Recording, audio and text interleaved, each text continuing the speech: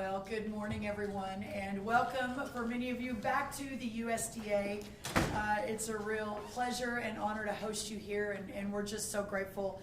Today we have a big announcement, actually a couple of big announcements, but we're really here today to talk about regenerative agriculture. So I'm going to walk everybody through the announcement and the launch today of a really significant program that continues the partnership and this administration's focus on making America healthy again, while also putting our farmers and our ranchers first. So again, we're so grateful. The most excited, not that I'm not excited to see all of you, but we have some amazing farmers in from California and Missouri and Indiana. Who am I forgetting? California, Missouri, Indiana. That's it. Okay, so great. But we're just so grateful to these farmers who are here to be part of this announcement, and really they are pioneers in their field. So again, thanks everybody for being here. Without President Trump's leadership, we would not have achieved the real and concrete successes that we've already seen under our Make America Healthy Again effort. And the waivers, very quickly, just signed 6 more waivers on SNAP on multiple states from across the country, and Hawaii, the contiguous states in Hawaii under Governor Josh Green that we signed. So we can answer questions about that too, but we're so excited to continue that work. We all know we're at the point where we must do something to correct the chronic health problems that Americans face. Over 75% of Americans' youth between the ages of 17 and 24, as you know, we've been talking about it, but important to constantly remind, those kids are ineligible for military service because of obesity, poor physical fitness, or mental health challenges. Over 350,000 American children have been diagnosed with diabetes. Since my confirmation as Secretary of Agriculture on the exact same day as Secretary Kennedy's confirmation, February 13th earlier this year, we've been taking bold action on this front. Whether SNAP waivers or applauding voluntary industry commitments or emphasizing local and regional food procurement in our schools or defining ultra-processed foods, all underway, we are prioritizing the health of our country. I am also excited to give an update on our revised farm-to-school grants, which put farmers first and promote healthy choices, healthy families, and healthy outcomes. This year's opportunity streamlined the application process, removed woke DEI requirements, and supports expanding access for small family farms to markets and infrastructure by facilitating connections to the child nutrition marketplace. The farm to school application period just closed, and I am so excited to note that USDA received a record-breaking 645 applications. The record high in the past was 386, so we nearly doubled that. The awards will be announced early in the spring. We continue to actively work with Secretary Kennedy in crafting sensible dietary guidelines for Americans, which are set to be released early next year, so in a couple of weeks. Federal nutrition advice must be sound, simple, and clear. These guidelines will prioritize whole, healthy, and nutritious foods, such as whole fat dairy, fruits, vegetables, and meats, and suggest limiting highly processed foods and those high in sugar. President Trump and my colleagues, led by Secretary Kennedy on the Maha Commission, know our current health outcomes, especially for our children, are unsustainable, and that American agriculture and our agencies are at the heart of that solution, and what an honor it is. We're doing things a little bit differently than typical Washington, D.C. Since our confirmation, we have encouraged the states to think differently and creatively as our laboratories of innovation about how to solve the many health issues facing America. So that was a really exciting thing to do. We just finished signing several of those SNAP waivers, and we can take questions on that. Dr. Oz will talk a little bit about that, as Secretary Kennedy will. But really today is about the next step in making America healthy again, in addition to those waivers, and that is talking about regenerative agriculture. Regenerative agriculture is a conservation management approach that emphasizes natural resources through improved soil health, water management, and natural vitality for the productivity and prosperity of American agriculture and all of our communities.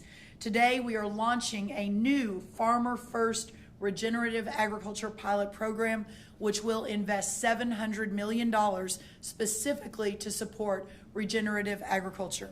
We will deliver this support through existing programs our farmers already know and already trust.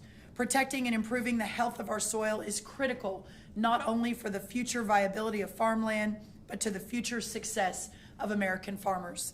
In order to continue to be the most productive and most efficient growers in the world, we must protect our topsoil from unnecessary erosion and boost the microbiome of the soil.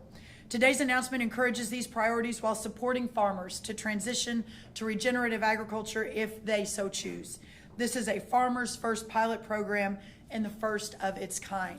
The pilot brings USDA's Natural Resources Conservation Service, or NRCS, we have our incredible leaders here, Aubrey Betancourt, back to its core mission, helping people help the land through whole farm, outcome-based voluntary conservation that our producers trust. For too long, our conservation programs have been severely fragmented. This pilot replaces that fragmentation with one unified process that evaluates everything at one time. Whole farm planning is the centerpiece, ensuring that all resource concerns such as soil, water, and natural vitality are addressed together, not one piece at a time. Producers will benefit from a single application, reducing red tape and making conservation easier to access and our programs more impactful. As President Trump has done since day one, we are committed to restoring America's natural strength by empowering producers with simple outcome-based tools.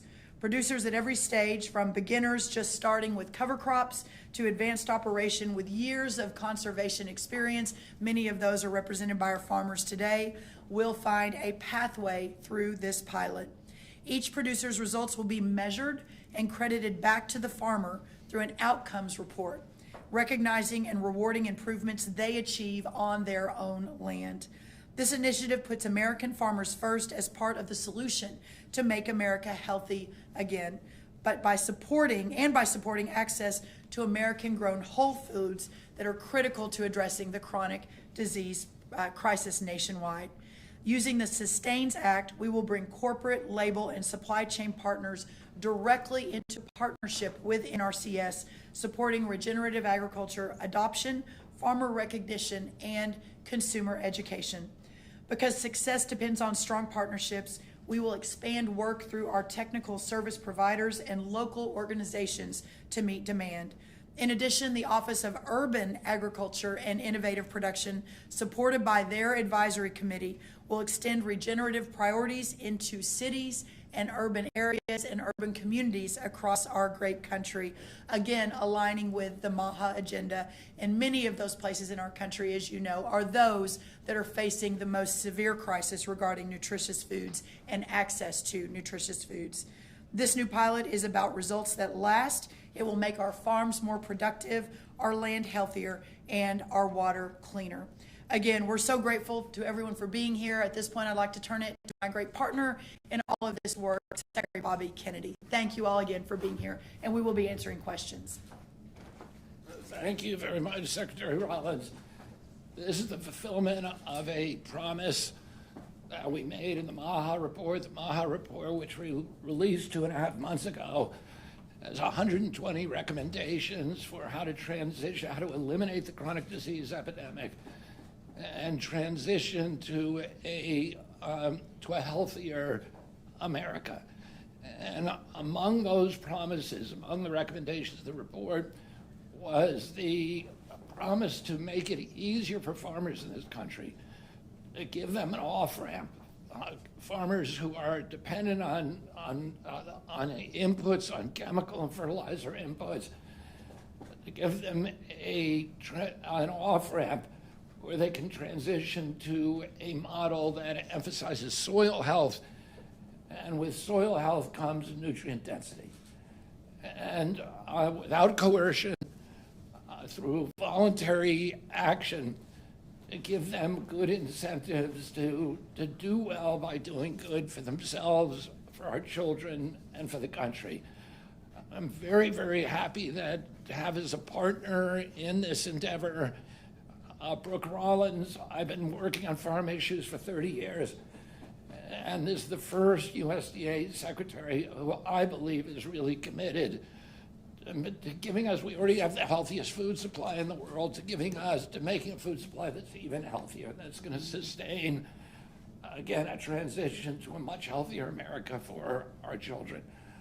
I also want to thank these farmers who are inspiring, and they're inspiring to the farm community, to all of us who care about good health, about sustainability on the farm, about soil, about water retention, about soil retention, about the health of farmers themselves, who are concerned about the health of their children from too many chemicals on the land. And they have given us models. Some of these are 5th, 6th, 7th generation farmers, and they've provided us models for how to do this and how to do it in a way that vertically integrates, that preserves profit margins, and that dramatically reduces inputs. So I want to thank, again, Brooke Rollins, Secretary of USDA, for making this happen, for her commitment to making America healthy again. And I'm going to introduce my partner and friend, Mehmet. They are too humble to say it themselves, but Brooke Rollins and Bobby Kennedy are amongst the 2 most innovative secretaries in modern history, and it is your leadership that makes what you're hearing today possible and feasible for people like me who run agencies to actually march forward to accomplish the kinds of goals that they're outlining. Let me give you 2 major examples of how this is playing out right now. The first is the Rural Health Transformation Fund, which, as many of you have been following, received grants from all 50 states, requests for grants for all 50 states. We have just started to get the scores back from grading these applications, which are done by outside experts, and we will allot all that money by the 31st of this month. One of the ways that you get the money is by applying for SNAP waivers.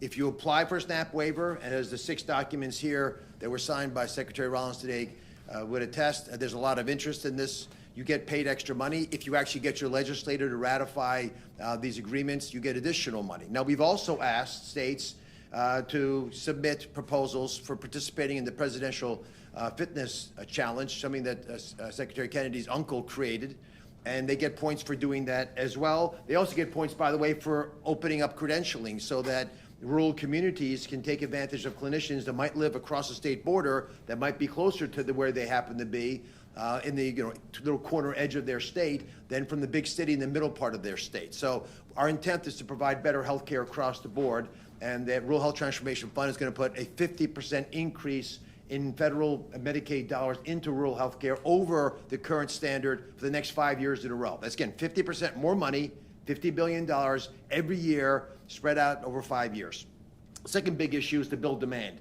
As regenerative farming and other tools are coming to the forefront, and higher quality foods are quantitated with the plans that Secretary Kennedy is pushing forward with the dietary guidelines, we want to make sure there's a voracious appetite, metaphorically and in reality, for these tasty and nutritious foods.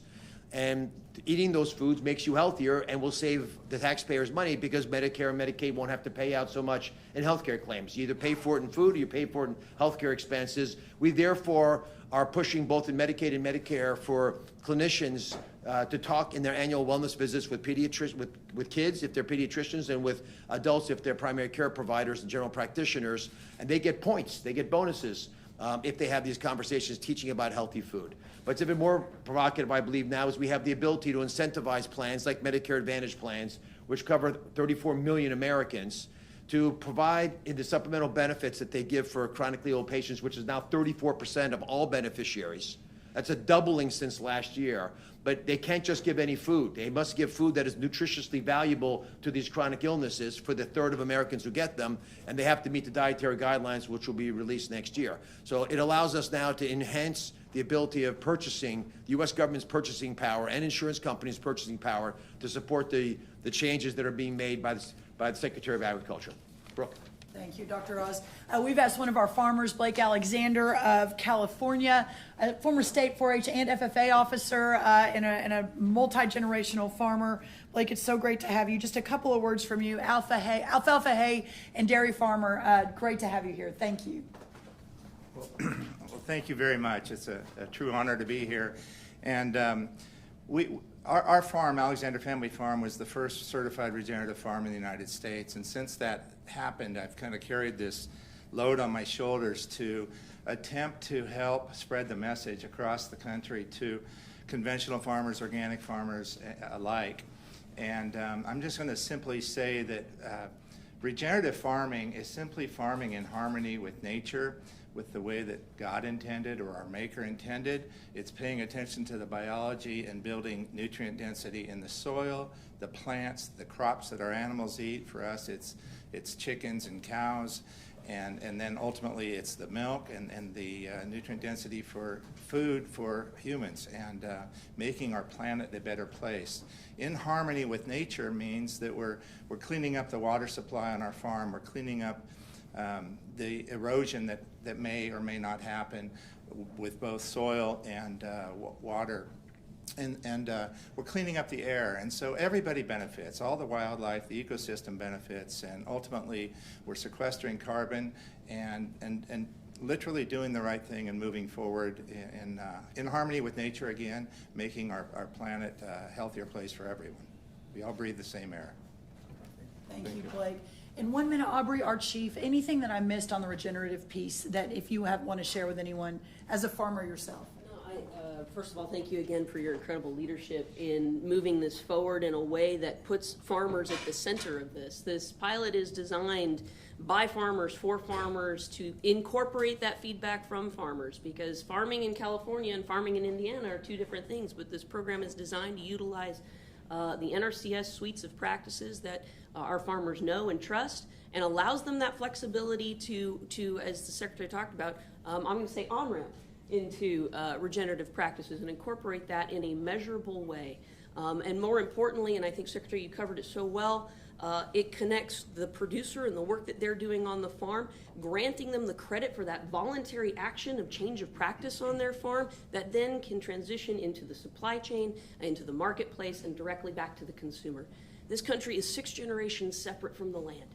And this is an opportunity for us to bridge that gap together, and again, by looking at this holistically from on-farm planning all the way through the supply chain to the consumer. And so we're looking forward to rolling out this program in a way that farmers know, can trust, working with the NRCS offices and staff across the country in almost every county of the country to provide that technical and financial assistance to them, and again, ensure that they are credited back and seen as the solution and not the problem. So thank you so much. Thank you. And our great Undersecretary Richard Fordyce has joined us as well. All right, we'll take any questions. First up is Mike Pearson. Mike Pearson. Please state your name and outlet. Farm Progress. Farm Progress. There you are. Secretary Rollins, can you tell us what kind of criteria the NRCS will be using to assess these regenerative pilot projects?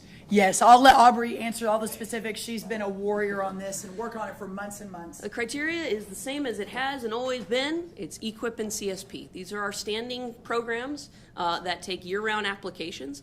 There's actually, there's nothing new. It'll be the same application that our farmers know already. The difference is they'll be able to apply for multiple practice on a single application. What's important about that is it ties back to that whole farm plan. The idea being that we're going to look at all of the resource concerns on the property at one time instead of drive-by conservation, where we're only looking at maybe soil health here and maybe in a few years we're going to look at water management. No, it's going to come back to a plan. Let's start working the plan with the farmer. This means we've got to put our NRCS staff back out in the field where the farmer, where they belong, and we're making incredible efforts and investment in that as well. The Secretary has been a tremendous champion of that. But this is the same EQIP and CSP rolling contracts as we have all throughout the year. Thank you. Yes, sir. Hi, I'm Mark Keller, ED News. Yes. Madam Secretary, I think I heard you mention urban agriculture and also technical assistance. Maybe you could expand a little bit on that. I don't think those are two things that the Office of Management and Budget really loves, but will the budget request protect them? I'll let Aubrey kind of speak a little bit to that, but clearly the urban part of this is important to this administration, understanding how we're realigning to ensure that the priorities and that we're focusing on what's important. But there is no doubt that those who are most affected by a inability to have access to nutritious foods, the dietary guidelines, let me say this, and then Aubrey, I'll let you answer the specifics.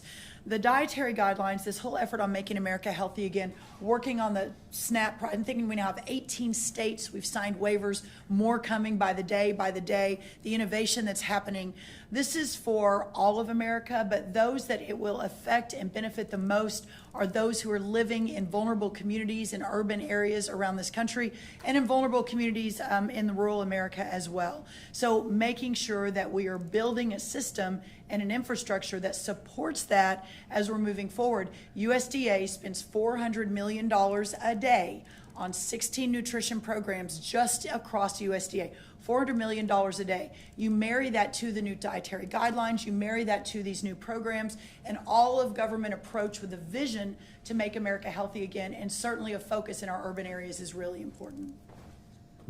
Addressing the urban ag and innovative production component of that, we still have another year statutorily to operate that committee, and so we're utilizing it towards the president's priorities and the secretary's priorities as well. It has a huge and important part to that connection back to the consumer and the supply chain, and we're also very worried about, concerned about regional food systems. Both inside of urban, but even a broader piece of that. I think another component to that, which we're looking to integrate, is actually a tribal approach as well, through our tribal conservation districts and many of our tribal communities, and their food sovereignty is something that we're looking to integrate there. So we're marrying up existing statutory authority with our priorities and agenda. From a technical assistance perspective, this is the foundation of NRCS. 90 years ago, this country decided it was a priority that we keep farmers on the landscape farming to the best and highest ability that they can. Technical assistance is foundational to NRCS. It's something we are never going to stop doing, and we will always have a way to provide that. Yes, in the back, and then we'll come over here. Thanks so much for taking your questions. Marcia Brown with Politico. 2 quick questions. Can you clarify where the $700 million is coming from for the EQIP and CSP? And then the second question I have is, you mentioned some corporate partnerships. How does that differ from the partnerships for climate smart commodities that the administration ended earlier this year? And could you talk a little bit more about those partnerships?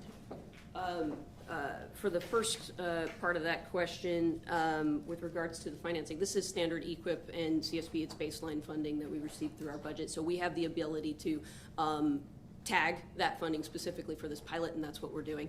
I believe it's $400 million for EQIP and $300 million for CSP. As for the corporate partnership, this is facilitated through the Sustains Act that was passed by Congress. It was granted to NRCS in order to allow us to look at the suite of standing programs from NRCS and engage with corporate partners to do matching dollars to priorities set by the Secretary.